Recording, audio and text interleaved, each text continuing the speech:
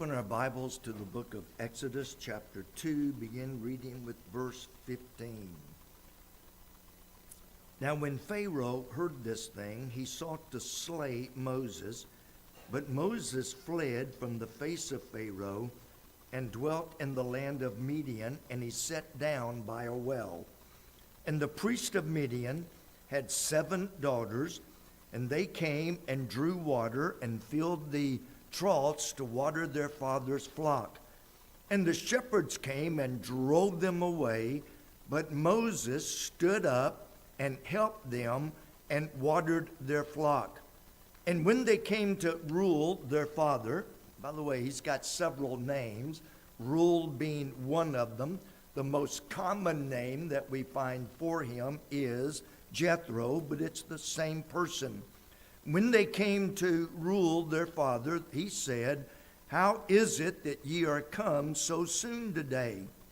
And they said, "An Egyptian delivered us out of the hand of the shepherds, and also drew water enough for us, and watered the flock." And he said unto his daughters, "And where is he? Why is it that ye have left the man? Call him, that he may eat bread." And Moses was content to dwell with the man, and he gave Moses Zipporah his daughter, and she bare him a son, and he called his name Gershom, for he said, "I have been a stranger in a strange land." And it came to pass in process of time that the king of Egypt died. The children of Israel sighed by reason of the bondage, and they cried, and their cry came up unto God by reason of the bondage, and God heard their groaning, and God remembered his covenant with Abraham, with Isaac, and with Jacob. And God looked upon the children of Israel, and God had respect unto them. Jethro is one of those characters that is mentioned in the Bible, but he's not mentioned a whole lot. In fact, there's only a couple of passages that actually deal with him.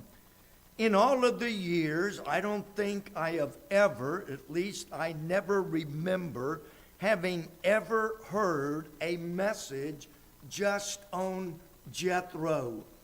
People read him, people know about him, but he was never considered important enough that of all the preachers I've heard, I can't think of one that said he was worth a full message on. In reality, there isn't a whole lot written about him. There's a couple of places, and we're going to look at them very quickly tonight. There are a couple of places, but outside of those couple of places, we really don't know a whole lot about him. In looking at Jethro, there are some areas that he really excelled. But there were a couple of other areas that raises some questions, and at least in my mind, raises some questions. And I read those passages, and I think to myself, have I ever been guilty of doing that? And I'll explain as we get into it. Let's highlight just a few things in his life and see if we can learn some good lessons, some questionable lessons, and then I will probably close with how one thing, one incident changed the whole course of history. If you know what that is, great. If not, I'll keep you in suspense. Notice, first of all, we are introduced by Moses coming on the scene. If you recall, Moses had killed an Egyptian. The Jews criticized him for that. Moses fled from Egypt because he knew his grandfather would kill him if he didn't. So he fled from Egypt, and as he travels, he comes to this certain location, and he sits down and takes a break. He's just traveled a long distance, and he's traveled and he gets to this well and he sits down and rests. While Moses is sitting there resting, he looks up and here comes a whole bunch of sheep, and these sheep are cared for by 7 young ladies. Custom was ladies did the sheep taking and the men, whatever they did. But the custom was when the daughters brought their sheep, or any woman brought sheep to be watered, the men shepherds would push them aside, not physically, but push them aside, and they would water their sheep. They would take care of their flocks, and when they were finished, they would leave, and then when they had taken care of themselves, the ladies could come in and draw water. So when the ladies get there, the shepherds come out and try to shoo them away, and Moses stands up and defends the ladies. Quite a male example there. The girls go home to their father, and the father says, "How did you get done so early?" Because usually you don't get the water until all the men do, and by that time it's quite late and you're late getting home. How is it that ye are home so early? There in verse 18. And they said, "Dad, you're not going to believe this story. An Egyptian just happened to be there. An Egyptian just happened to be sitting at the well. An Egyptian saw these men shepherds tried to shoo us away. And this Egyptian happened to be man enough that he defended us, drove the men away, and let us get the water first." Moses just by sheer accident happened to be at that well at that moment, at that time, to see the men tried to shoo the women out and defended the ladies.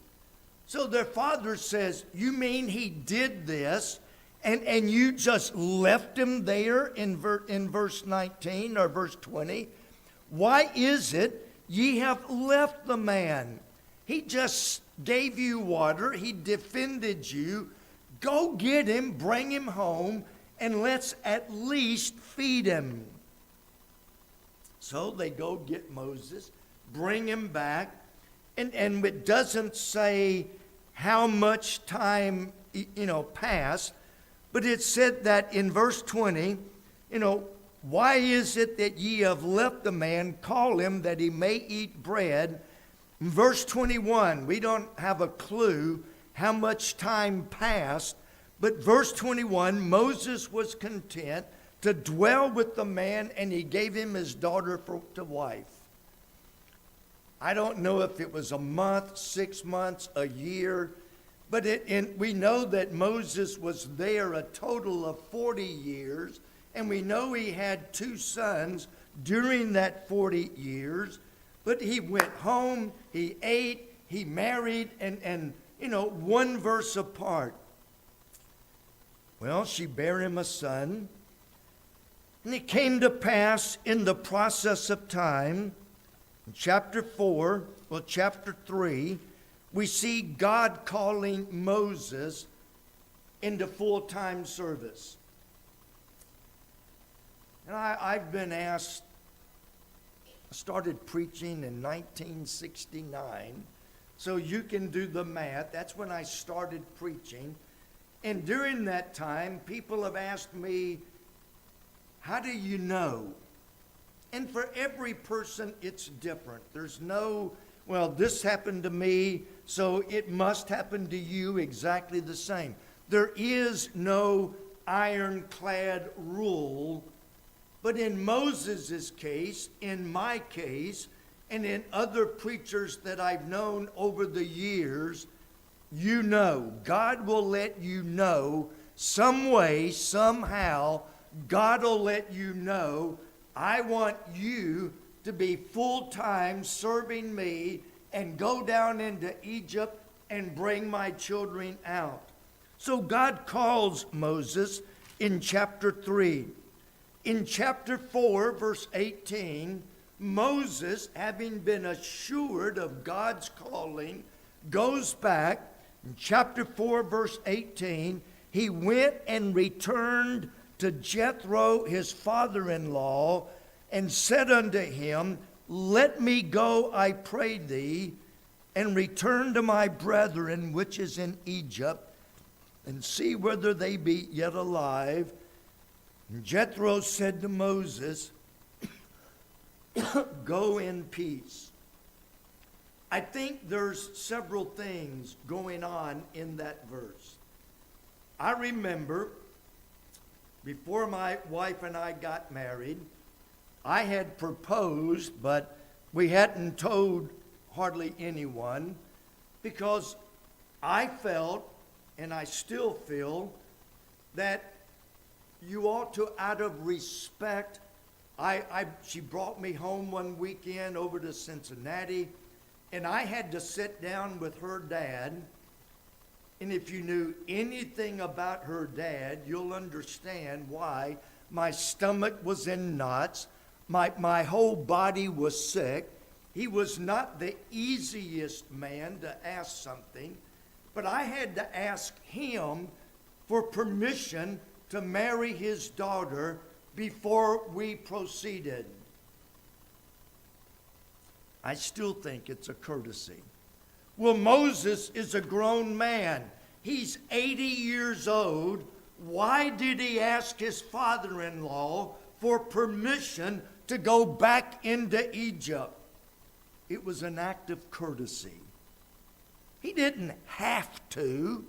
He's not required to ask Jethro's permission, but it was an act of courtesy on Moses' part to say, hey, I'm fixing to take your daughter and grandkids, and we're going to travel hundreds of miles, and we're going down into Egypt, and out of respect, I would like your blessing before we do. And of course, Jethro said, if God's called you, that's what God has called you to do. By all means, go in peace. Now, Moses goes down. We know the story. God rains all of the plagues on Egypt, eventually kills the firstborn. Moses leads the children of Israel out of Egypt, cross the Red Sea, out into the wilderness. And in chapter 18, if you want to turn, chapter 18, in the 3rd month, when the children of Israel were gone out of Egypt, out of the land of Egypt, the same day came they into the wilderness of Sinai.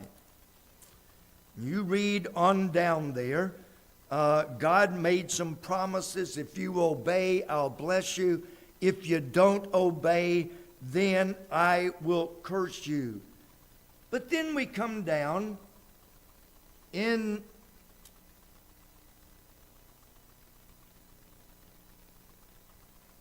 it's got to be Numbers 18.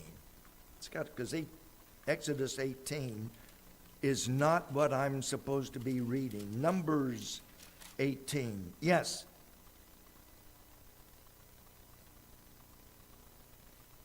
No, that's not it either. Anyway, I'm going to tell you the story, and we'll all look it up later. Jethro hears what has been going on with Moses. He hears what Moses has done.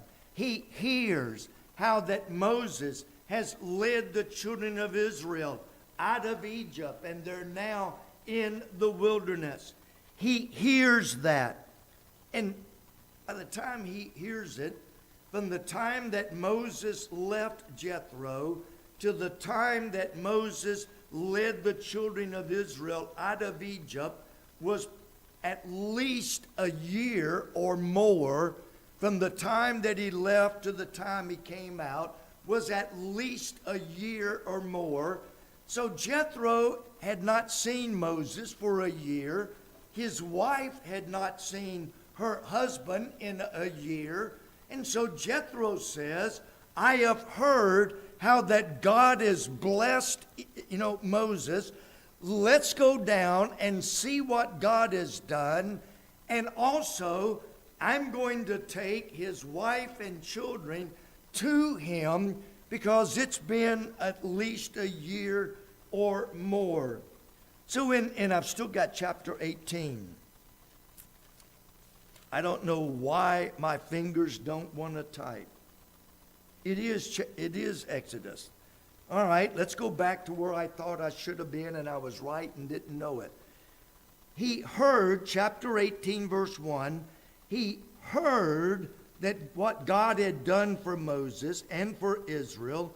In verse 2, he took Zipporah, Moses' wife, and her 2 sons in verse 3, and they went down and they met Moses out in the wilderness. In verse 5, all the way down through verse 12, tells about their reunion.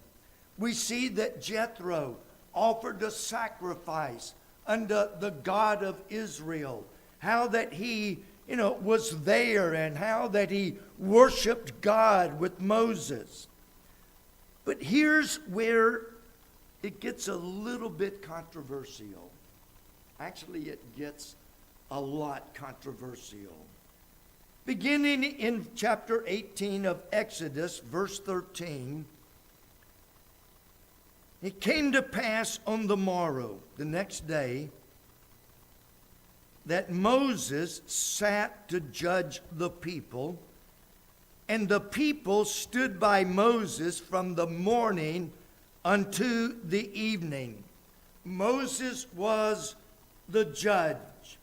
And so when people had a problem, they would go to the judge, Moses, to see what God said and to see what Moses said, how to resolve this conflict between, 2 brethren or 2 people.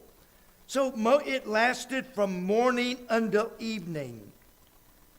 Verse 14, when Moses' father-in-law saw all that he, Moses, did to the people, he said, I'd say a lot of people, there's a lot of debate on these verses, but Jethro said, what is this that thou doest to the people? Why dost thou thyself alone and all the people stand by thee from morning to evening? In other words, his father-in-law says, what are you doing? Like many fathers-in-laws. Verse 15, Moses said unto his father-in-law, because the people come unto me to inquire of God. When they have a matter, they come unto me, and I judge between one another, and I do make them know the statutes of God and his laws. This is the way God had set it up from the beginning. When they left Egypt and they're out in the wilderness, this is the pattern God had set up. Moses was God's representative, and Moses, as God's leader and representative, Moses would sit every so often, not every day, but every so often, Moses would sit, and the children of Israel would come, and Moses would pass judgment. But his father-in-law, and I think he had the best of intentions, his father-in-law said in verse 17, what you're doing is wrong. What you're doing is not good. Now, I know this is how God set it up. I know you're doing what God instructed, but I'm telling you as your father-in-law, this is not good. Thou wilt surely wear away both thou and this people that is with thee, for this thing is too heavy for thee. Thou art not able to perform it thyself alone. Couple of questions I ask. Who said that Moses would wear away? God didn't say, Moses, you're going to wear away. God didn't say the people are going to wear away. God did not say that this thing is too heavy for you. God did not say that you're not able to perform it. Who was it that said that? Jethro, his father-in-law. Now, you already know which direction I'm going with this. Some people take the position that Jethro was speaking as a direct messenger of God. And when Jethro said, this is not good, it was the same as if God said, it is not good. But in reading, I can't find that. I find that, in verse 19, hearken now unto my voice. I will give thee counsel, and God will be with you. I'm giving you advice, and if you follow my advice, God will be with you. Who said God would be with him if he followed Jethro's advice? Jethro said it. You do what I say, and God will be with you. I crack up every time I don't listen to a lot of radio preachers, but occasionally I'll listen to one, and I haven't heard this guy. I don't know what happened to him, but I used to hear him sometime, and he would say, send me your money, and I guarantee God will bless you. How can you guarantee that?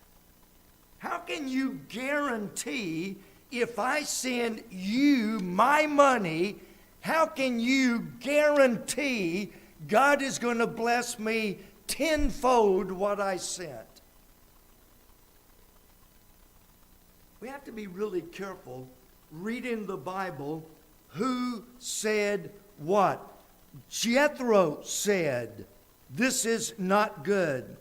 Jethro said, you will surely wear away. Jethro said, this is too heavy for you. Jethro said, you're not able to perform this. Jethro said, you follow my advice and God will be with you. Who said God would be with you? Jethro said it.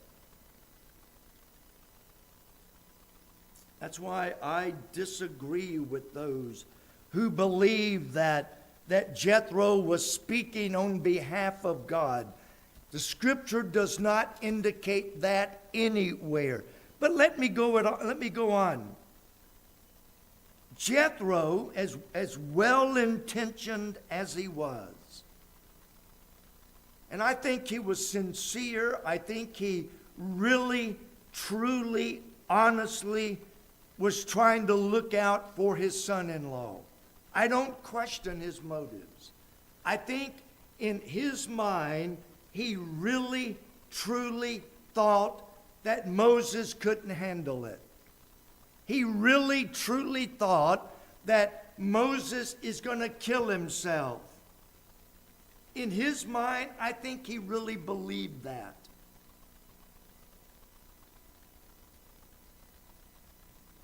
Now, am I anti-advice?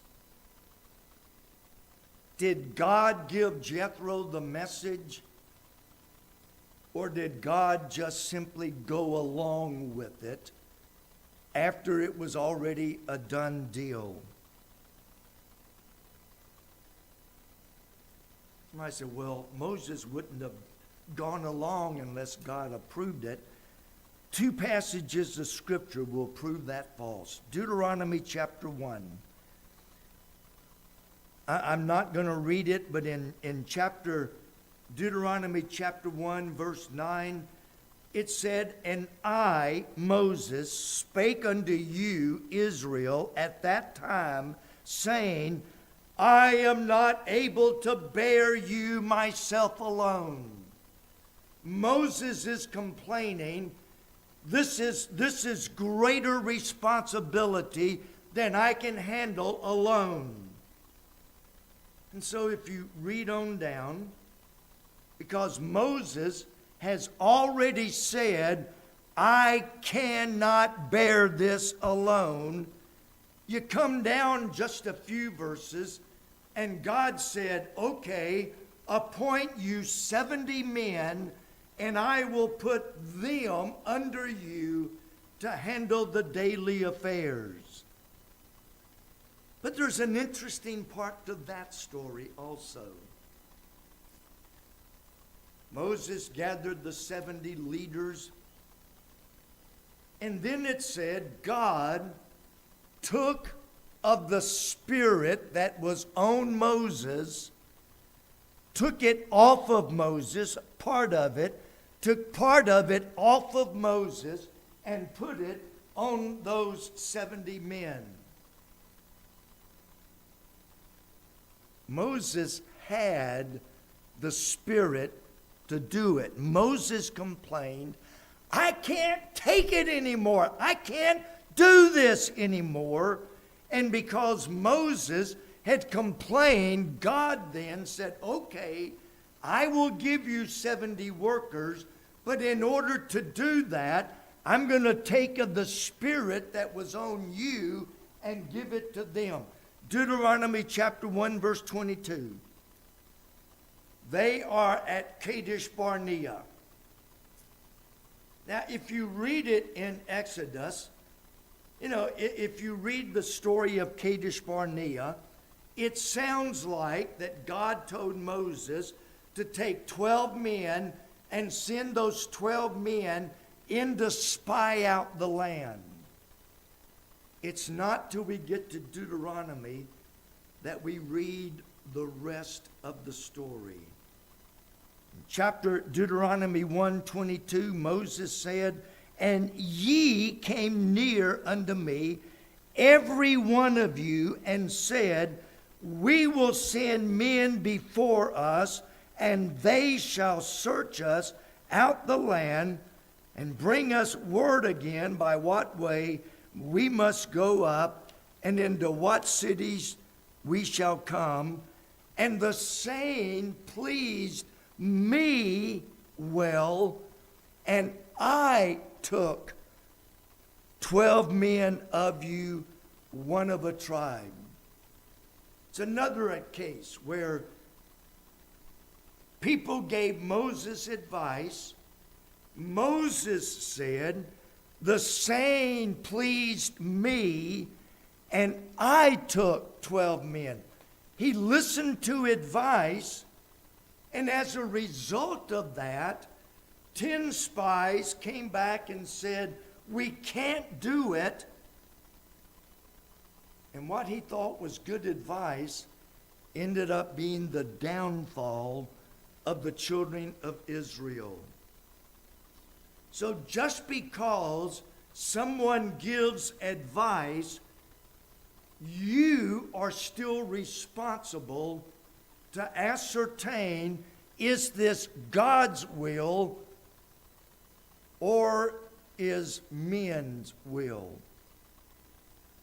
Am I anti-advice? No. Proverbs 11:14, where no counsel is, the people fall. But in the multitude of counselors, there is safety.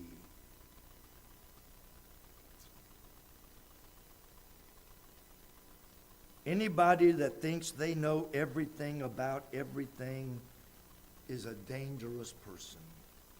In the multitude of counselors, there is safety. Proverbs 24, for by wise counsel shalt thou make thy war, and in multitude of counselors there is safety.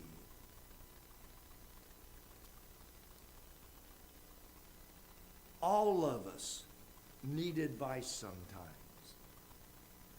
I talk to preachers frequently, and it's like, I've got a situation. Here's the situation.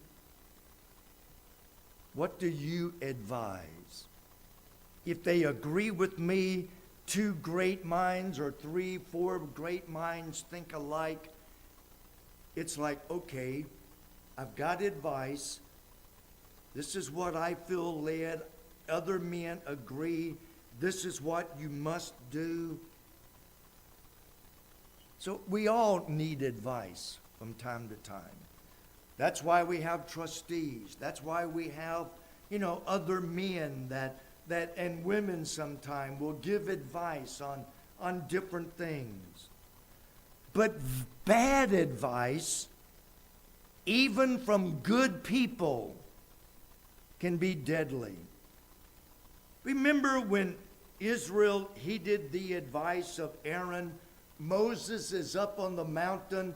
The children of Israel said, we advise, this is our advice, that we build an idol and we will worship that as our God. They brought their gold and everything, gave it to Aaron. Aaron put it in the fire, melted it down, shaped it into the shape of a golden calf. And Israel worshiped the golden calf because Aaron listened to some bad advice. The children of Israel listened to bad advice of the 10 spies.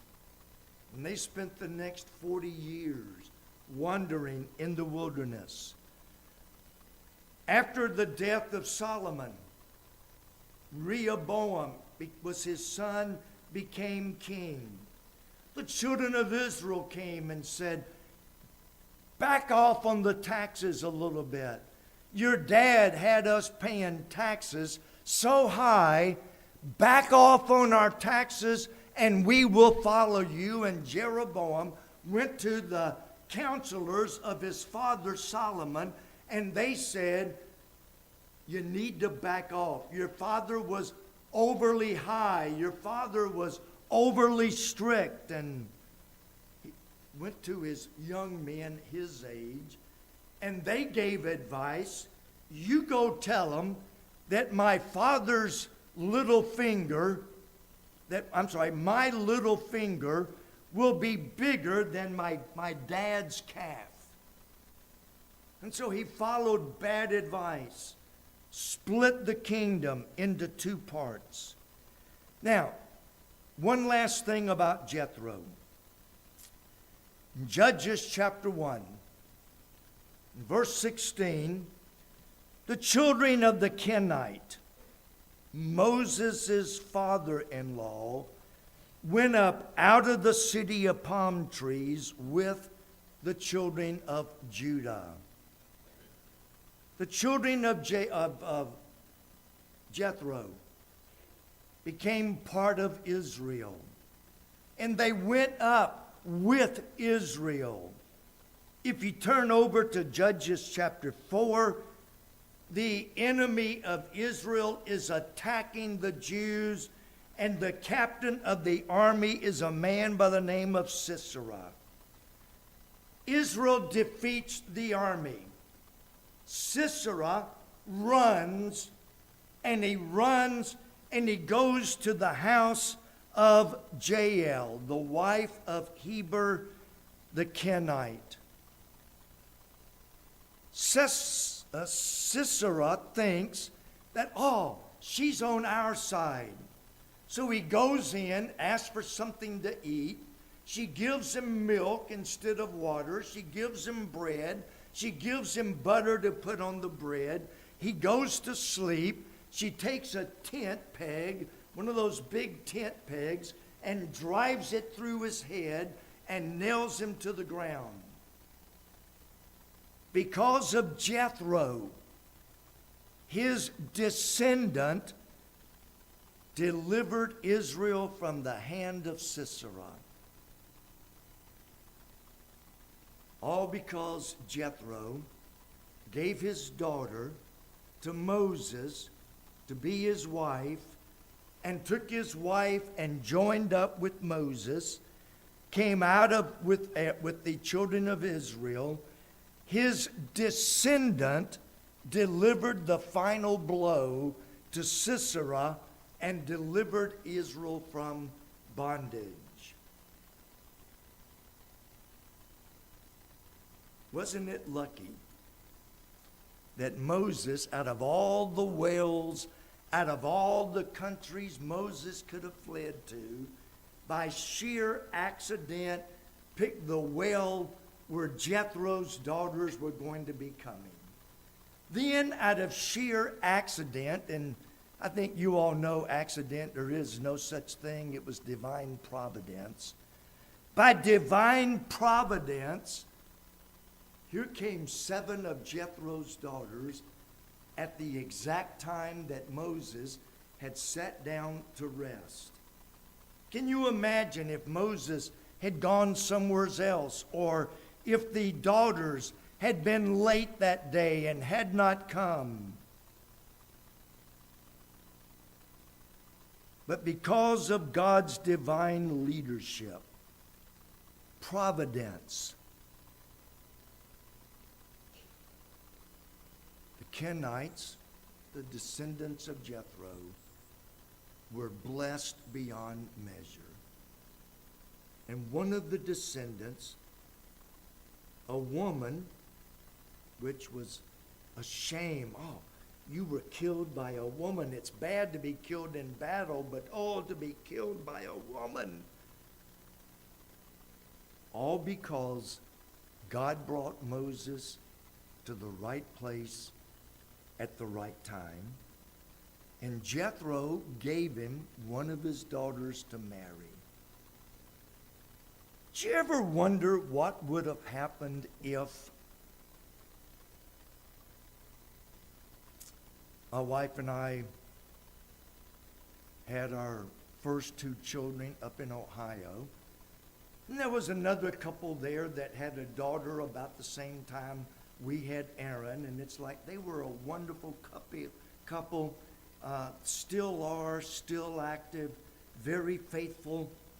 And we always figured that Aaron and their daughter would grow up and marry someday.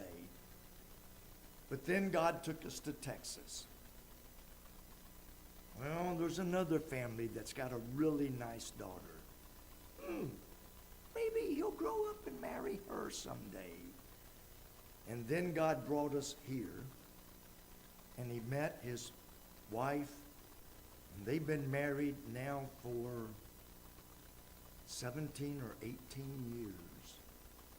All because God moved us from Ohio to Texas, back to Kentucky, so that Doris Smiley could introduce him to her niece, I think, maybe. Can you imagine how things would have been totally different? One thing, one incident changed the course of history. You either have to believe God's in control, or you have to believe in sheer luck. I choose to believe that God led Moses to that particular well on that particular day. God brought the 7 daughters at that particular time. Jethro opened up his home, brought Moses in. Suppose Jethro had said, I thank him, but you're on your own, buddy. If you look at this, you can see God's hand moving and guiding in every step of the way. Did Jethro give some bad advice? I think so. I think he did. I think the advice was not God's advice, and I don't think Moses should have followed it. But Jethro still had a very important role in the children of Israel.